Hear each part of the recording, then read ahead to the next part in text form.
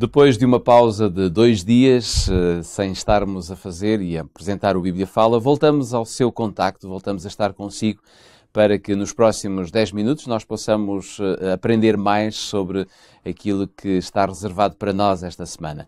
Continuamos com este tema tão extraordinário como é o estudo sobre o Espírito Santo, sobre esta pessoa de Deus e aquilo que Ele pode fazer em cada um de nós, na sua igreja, por todo este mundo, por todos aqueles que andam à procura de Jesus, para aqueles que já o aceitaram e também aqueles que estão a preparar a sua vida para a eternidade.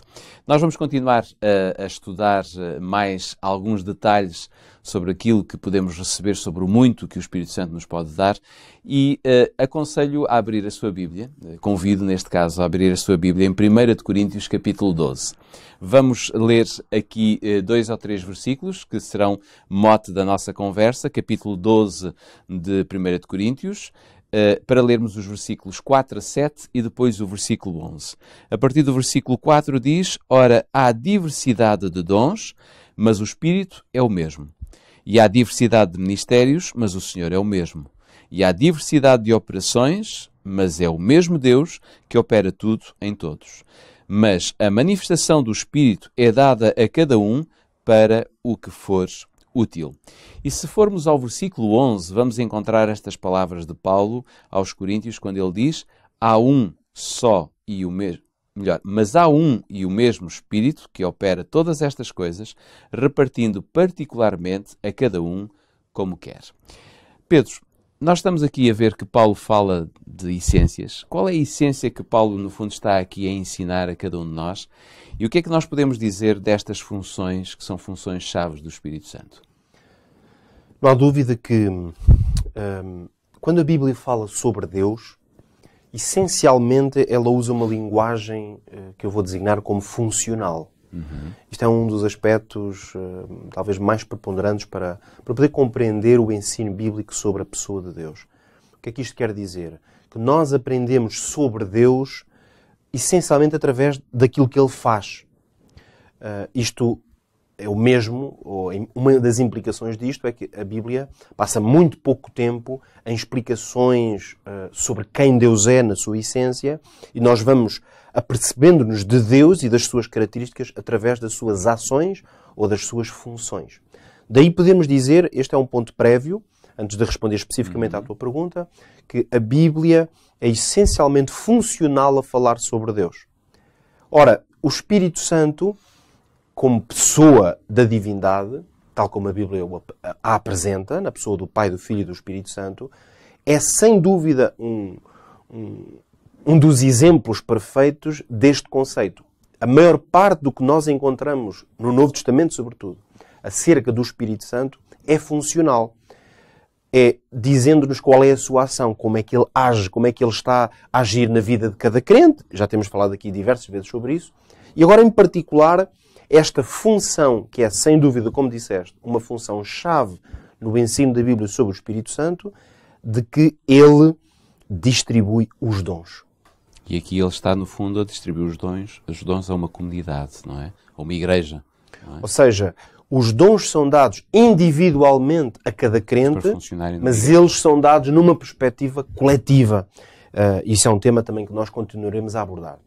No fundo, nós podemos dizer o seguinte: a Igreja cristã, segundo, vamos dizer, a teologia do Novo Testamento, ela está construída em 2 grandes pilares. Este é um ensino que eu creio que é muito importante e gostava de o partilhar aqui contigo e com todos aqueles que nos veem. Existem 2 pilares fundamentais para compreender a própria organização da Igreja cristã. Nós estamos habituados a pensar em organização da Igreja no tempo em que vivemos, um pouco mais na parte estrutural das denominações ou confissões cristãs, e até sabemos que existem igrejas que têm diferentes formas, no fundo, de organização, mas a organização tal como ela está prevista na Bíblia, naturalmente que ela é bastante mais simples do que nós vamos encontrar em diferentes denominações cristãs, até porque o contexto e a dimensão da Igreja cristã neste período primitivo, como dizemos, em que estava a nascer, era fundamentalmente diferente. E então aqui encontramos essencialmente a parte, no fundo, teológica do que era a organização da Igreja. Então isto para dizer, tentar contextualizar um pouco esta questão de existirem 2 grandes pilares. E quais são? Vamos ler 2 versículos. Eu vou começar por ler o texto de Paulo também. Aliás, vamos ler textos de Paulo, aliás, dois. O primeiro encontra-se em Romanos, perdão, no capítulo 11, e vamos ler um pequeno versículo, que é o versículo 29. E aqui já aparece uma descrição precisamente de quais são estes dons, estes dois pilares aos quais eu me refiro. A afirmação inequívoca do apóstolo Paulo é a seguinte, Romanos 11, 29. Pois os dons e a vocação de Deus são irrevogáveis. Sem arrependimento, como diz a minha Bíblia. Ou sem arrependimento, ou seja, não são coisas das quais ninguém pode sair deles. Nem a Igreja pode revogá-los. Abandoná-los. Estes dois pilares quais são? Dons e a vocação de Deus. Então, é interessante fazer a distinção clara entre o que são dons e o que é a vocação. Mas eu gostaria ainda que lêssemos o texto também do apóstolo Paulo, que está em 1 Timóteo, ou melhor, 2 Timóteo, no primeiro capítulo, 2 Timóteo, e vamos ler o versículo 9. O apóstolo Paulo é toda uma secção aqui no primeiro capítulo que ele fala até do exemplo dele, e é a partir do exemplo dele que ele está a ilustrar um pouco esta realidade da Igreja, e ele está a falar acerca daquilo que Deus faz, está a exortar a Igreja a não se envergonhar do Evangelho, do testemunho de Deus, e então ele vai dizer no versículo 9, Deus, e diz que nos salvou e chamou com uma santa vocação, não segundo as nossas obras, mas segundo o seu próprio propósito e a graça que nos foi dada em Cristo Jesus antes dos tempos eternos. Então, o apóstolo faz aqui referência a duas ideias muito importantes. A ideia de que nós fomos todos chamados segundo uma vocação. Essa vocação é santa, porque é uma coisa que vem do próprio Deus e que nos foi dada. Quer dizer, nós não recebemos da parte de Deus um chamado ou uma vocação para o servirmos, para sermos como que coadjutores ou ajudantes na sua obra. Não foi baseado nos nossos méritos ou nas nossas capacidades naturais.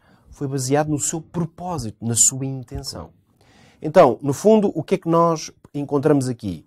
A ideia de que, por um lado, Deus chama os seus filhos. A isto, na linguagem bíblica, dá-se o nome de vocação. E, em segundo lugar, Deus capacita. A isto dá-se o nome de dons. Então, é da junção. Quando nós olhamos para a organização da Igreja, em termos básicos, e aqui básicos não é em termos simplistas, é em termos fundamentais, se pensarmos bem, toda a lógica da comunidade de crentes da Igreja baseia-se nisto.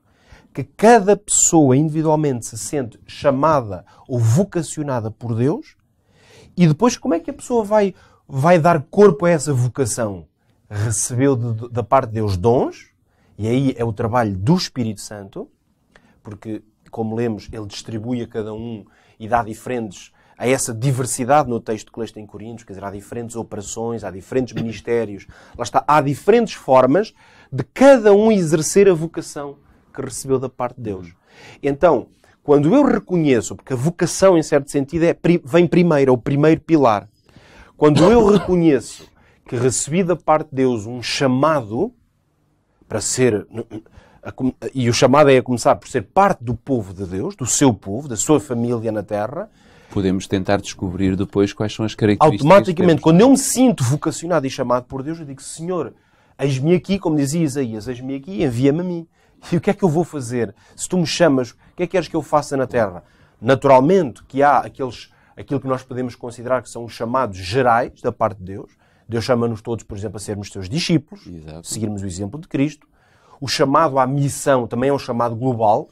Deus não chamou uns para exercerem a missão e outros para não exercerem. E há aqueles que já têm, digamos, algumas características que são vistas naturalmente, mas depois conseguimos descobrir outras que se calhar nunca iríamos descobri-las ou tê-las se não fosse o aspecto vocacional e o chamado de Deus. Porque reconhecemos que Deus nos chama e aí estamos numa postura quase de descobrir de que forma é que Deus me quer usar.